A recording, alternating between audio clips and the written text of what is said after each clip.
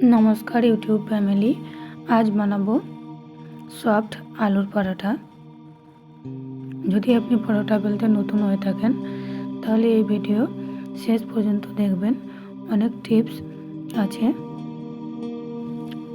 পরোটা বানানোর জন্য প্রথমে আমরা আটা ডো রেডি করে নেব। তার জন্য 1 কাপ আটা নিয়েছি, তাতে 3 চামচ তেল, হাফ চামচ লবণ দিয়ে ভালো করে মিশিয়ে জল দিয়ে মেখে নেব। ডো খুব শক্ত বা খুব নরম হবে না, মিডিয়াম হবে। এখন ঢাকা দিয়ে 10 মিনিট রেস্টের জন্য রেখে দেব। এখন বানিয়ে নেব আলুর স্টাফিং। তার জন্য আলু ভালো করে ম্যাশ করে নেব, আর তাতে দিয়ে দেবো কাঁচা লঙ্কা, রসুন আর আদা থেঁতো করে দেবো, হলুদ গুঁড়ো, জিরে গুঁড়ো, ধনের গুঁড়ো, আর দেব ধনে পাতা কুচি, লবণ, কাসুরি মেথি আর জোয়ান। এরকম হাতে করে একটু ঘষে দেবো যাতে ফ্লেভারটা খুব ভালো হয়। এখন আলুটা খুব ভালো করে মেখে নেব, আর এটা একটু সাইডে রেখে নিলাম।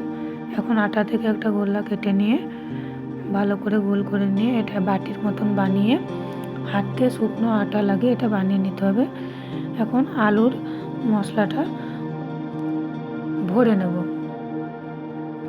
তারপর এরকম ঠেসে ভরে দিয়ে হাত দিয়ে খুব ভালো করে সিল করে নেব।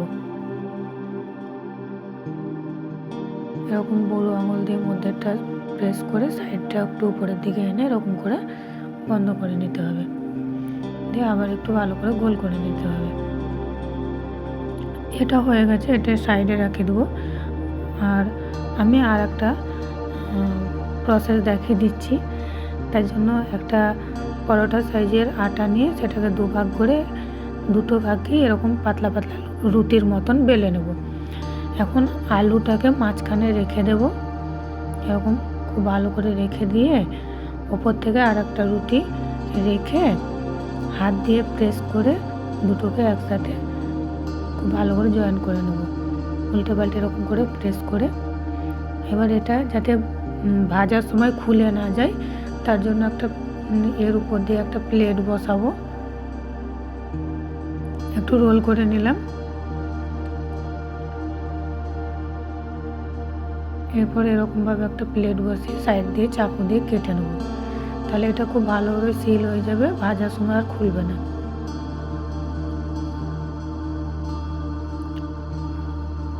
দুটো পদ্ধতি দেখিয়ে দিলাম। এবার পরোটা ভাজার পালা। প্রথমটা যেটা স্টাফিং ভরে রেখেছিলাম সেটাকে হালকা হাতে প্রেস, খুব বেশি প্রেস করলে হবে না, হালকা প্রেস করে রোল করে নিতে হবে। খুব প্রেস করলে আলু বেরিয়ে চলে আসবে। এখন পরোটা ভেজে নেব। তার জন্য তাওয়া গরম করে পরোটাটা দিয়ে দুই দিকটা একবার সেঁকে নিয়ে তারপরে তেল দিয়ে এরকমভাবে উল্টে পাল্টে সোনালি কালার আসা পর্যন্ত খুব ভালোভাবে ভেজে নিতে হবে।